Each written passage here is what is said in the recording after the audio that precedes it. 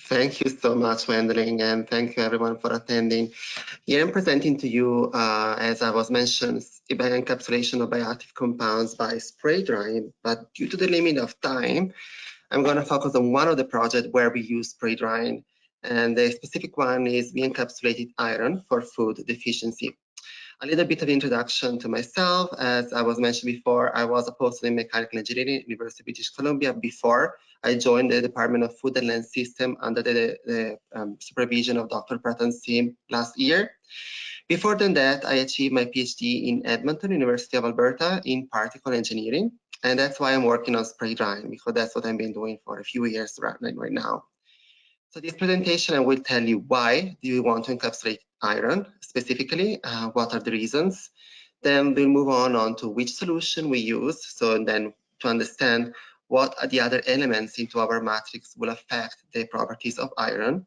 Later on, there will be a huge long list of bullet points where you will see the properties of the powder, the spray dried powder we achieved. And in the end, we make up a conclusion of what we got and what we'll do next. So the reason of why we do that is basically to cure anemia. Anemia is a very, very spread disease all around the world. We know you might have friends and many people you know having it. So when somebody had a diagnosis of anemia, we'll go to the doctor and the doctor will give them a diet. As you can see in the image here, red meat, salmon, and chicken are the #1 solving the problem of anemia, which are usually not common for vegetarian people or somebody vegetarian diet. Later on, we have the use of eggs. Also, those are not good for whoever is vegan. Then we are left with tofu or cheeses, which are poorly used in some countries. Then what we are left is basically lentils and beans, which are very rich in iron, but not as the others. So you left with a lot of them to solve the problem of anemia. Super common here in North America, Europe, or other developed countries are the supplements. You have seen them everywhere in every pharmacy or in every store you go where they do sell supplements, but those are not very accessible to many other third world countries. So that's why we need to improve how we add iron to our food. And then this iron is sent as powder, so you can buy powder of iron and then add to your food. That could be easy as it sounds, but some of the powder are colorful. Let's say you see the picture at the top left side, you see that the iron can be green or black, or usually other copper-like color. And when you do add these to some of the food, the color might be not acceptable or likable to the user, so they will not gonna go for this food even though they need it. So by doing encapsulation, we do solve this issue, but more importantly, we also solve the issue of stability. Some iron, by adding simply like that into the powder, will lose their stability, and we need to use a lot of it, increasing the production costs and many other problems. So the encapsulation is welcome for all of those reasons. How we achieve the encapsulation? Spray drying, as I was introduced before, as such, is very common in many food manufacturer. In particular, when you think about the dry powder of milk or coffee, those are done by using spray dryer. They're usually very big machines and they can dry a bunch of things. What we have in our lab is not the industrial scale one. We have a very tiny one. It's called Buki 290. It's tall about a meter and it's very easy to use, very user friendly. And what we do is looking at the literature, what has been done before, and see how they did encapsulated iron and how do particle engineering works. We use a bulk material, in this case maltodextrin is a sugar that you will find in many labels of many food you are eating right now or in your daily life. And that material helps the iron to be protected, so to avoid any damage encountered by the procedure of drying and then by the storage life. Then we'll put our iron and maybe some other excipients. So those are the ones we want to encapsulate. And then we'll have a wall material. Mostly it's going to be hydroxyproxypyl methylcellulose. We'll try others. But the purpose of those is that they do have higher molecular weights than the other materials we use.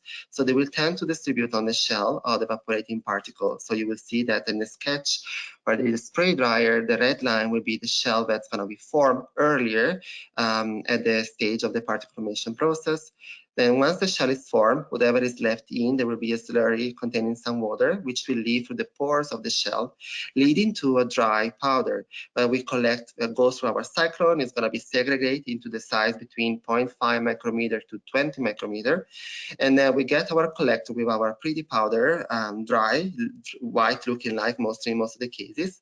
And then this powder will be added to food and will be reaching the intestine of the user. And then the iron, which is possibly mostly stable, will bond on the walls of our duodenum and then go through the cells and then the bloodstream. And then anemia will be solved easier. So what we did, as I was saying to you, we want to understand how to properly encapsulate iron. The properly means the optimal encapsulation efficiency, where we have stable iron and we have a high amount of iron and we have a high cell uptake of iron. The first group is the solid content. So how much solid we put, that affects the manufacturing procedure. And it's in the green square. The second group then in the ratio between the maltodextrin, labeled as MD, so our sugar, and the polymer, methylcellulose. So that's how does it affect the looking like and the properties of iron. Then we use a bunch of powder available of iron, so iron compounds that are available in the market. And you see sulfate, citrate, fumarate, gluconate, and so on. And at the end, the yellow box is considering the influence of different types of mucoadhesive polymer. We select a few in the literature that are quite well known. We select the ones that are known not to be toxic to humans, so we can consume high amount of those. And those are beside the HPMC, which is labeled as a hydroperoxyl methylcellulose. We use MC, methylcellulose, dextran, and carrageenan. And all of them differ in molecular weights and other properties, so they will tend to form differently. The particles, as you will see here, this is how our dry powder look like. I was mentioning to you the polymer. So if you look in the yellow box in the mucoadhesive polymer, where we do change the polymer, you see some slight change into the look and the appearance of our powder. This is because the polymer have very different properties. For instance, the molecular weight, the higher it is, the earlier the powder will form, the shell will form, leading to a big shell, big particle, bigger. So let's say in the case of number 14, and then will be empty inside. So the water will be left, leaving like a sort of looking like empty ball of air. Same effect you will see when the ratio of maltodextrin and hydroperoxyl methylcellulose in the red pink box, where the ratio is high. So you will see where the case of ratio is high is at the bottom one. You have higher diameter, so a higher diameter because the shell is formed earlier. But then inside there is pretty much nothing because you do not use any maltodextrin in that case. So it's pretty much a big ball with empty air inside, and air will leave it to a crumble looking like spheres. The opposite happens when we have more maltodextrin. So we have a field particles inside, and the particle will looking like more spherical. Otherwise, the morphology doesn't look unchanged. So then we want to see where is our iron located in our particles. We use surface techniques like X-ray photoelectron spectroscopy, XPS, or EDX, energy dispersive spectroscopy, to understand where the iron is located. As you can see from the left hand side column is the penetration depth of 10 nanometers. So it's right at the surface. And the iron versus the carbon and the oxygen, which is iron is in the gray box, is present only in two cases, where no HPMC is used. So there is only the maltodextrin. So in that case, I have there is no shell due to the polymer, and where we use iron chloride. So that case, maybe the iron chloride was not properly encapsulated. While when we dig more, so we go into deeper depth into the cells, and we get to the right-hand side columns, we start finding iron, showing that iron is inside and not in the outer shell. Then, okay, we validated as our iron encapsulated, but we want to see also how stable it is. So we take our Fourier transfer infrared spectroscopy spectra, and we see that most of the cases, so you will see the difference between the black line, which is our pure iron, and the colorful ones, which are different cases. There is no much difference. The only difference that we found when we use different type of iron, let's say the type of iron citrate, fumarate, and chloride, they have quite of a gap between the blue curve and the red curve. That shows that there is a pure encapsulation or something happened chemically leading to a damage to the iron. So in this case, for our case, iron sulfate and gluconate seems to be the best. The analysis is not done yet. The powder properties important are also solubility, which is pretty much unchanged and all within the error bars through all the cases, and the solubility in pH 1 and 6.8, because we want to replicate the environment of our stomach and intestine. But you can see that how the moisture analysis is highly changed.